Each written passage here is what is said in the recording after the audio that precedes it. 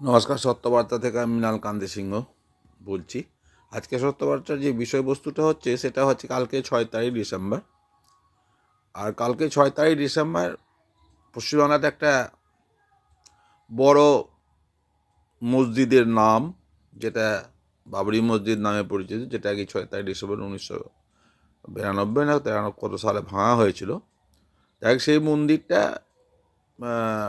আজকে অনেক দিন থেকে হুমায়ুন কবির বলছে উদ্বোধন করবেন, কিন্তু সরকার পক্ষ কোনো রকম অ্যাকশন নেননি। কালকে তাকে পার্টি থেকে সাসপেন্ড করেছেন তৃণমূল। কিন্তু বিতর্কিত মসজিদের নাম মসজিদ তো বিতর্কিত নয়, মসজিদের নামটা বিতর্কিত। কিন্তু হুমায়ুন কবিরকে এই মসজিদ বন্ধ করার জন্য বা আটকানোর জন্য, শিলান্যাস বন্ধ করার জন্য সরকার পক্ষ কোনো চেষ্টা করেননি। অথচ যদি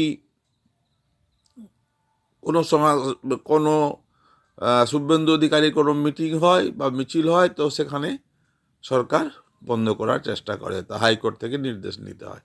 কিন্তু এত বড় একটা রাজনৈতিকভাবে এবং দেশের ইস্যুর মধ্যে পড়ে যায়, তবুও নামটা চেঞ্জ করে দিলেই হলো। মসজিদ তো 10টাও করতে পারে হুমায়ুন কবির, কেউ মানা করবে না। মসজিদ মন্ত্রীর পার্সোনাল ব্যাপারে যে যারা করতে পারে করুক, কোনো অসুবিধা নাই। কিন্তু এই বাবরি মসজিদ এটার নামটা নিয়ে একটু মানুষের মধ্যে আছে, আর কিচ্ছু নেই। হুমায়ুন কবিরকে কোর্টও আটকায়নি, কোর্টের থেকেও রায় কোনো রকম বাধা দেয়নি। যা করার রাজ্য সরকারের উপরে ছেড়ে দিয়েছে। রাজ্য সরকারের ক্ষমতা নেই যে আটকে দিবে, কারণ এটা তো মোটামুটি রাজ্য সরকারই ভিতর থেকে করাচ্ছে। হুমায়ুন কবিরকে বের করেছে একমাত্র দেখাবার জন্য পাবলিককে, কিন্তু রাজ্য সরকারই এটা করাচ্ছে। ভিতরে ভিতরে তারা এই সাপোর্ট আছে। দেখবেন কালকে ঠিক শিলান্যাস হবে, কোনো অসুবিধা, কোনো ঝামেলা হবে না। যত ফোর্স টোর্স নামিয়েছে কোনো কিছু হবে না, কোনো দাঙ্গা হবে না, কোনো কিছু হবে না। খুব সুন্দরভাবে হুমায়ুন কবির এর উদ্বোধন করবেন এবং 25টা মসজিদও উদ্বোধন করতে পারেন হুমায়ুন কবির পশ্চিমবাংলাতে, কোনো বাধা নেই। কিন্তু ওই নামটা নিয়েই শুধু একটু বাধা, ব্যাস, আর কিছুই অসুবিধা নেই। মসজিদ কালকে উদ্বোধন অবশ্যই হবে, কোনো টেনশন হবে না, কোনো কিচ্ছু হবে না।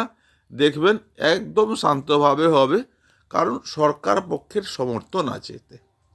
ফলে সরকার পক্ষ সমর্থিত, তাহলে এতে কোনো অসুবিধা হবে না। যদি সমর্থন না থাকলে তাহলে অসুবিধা হবে।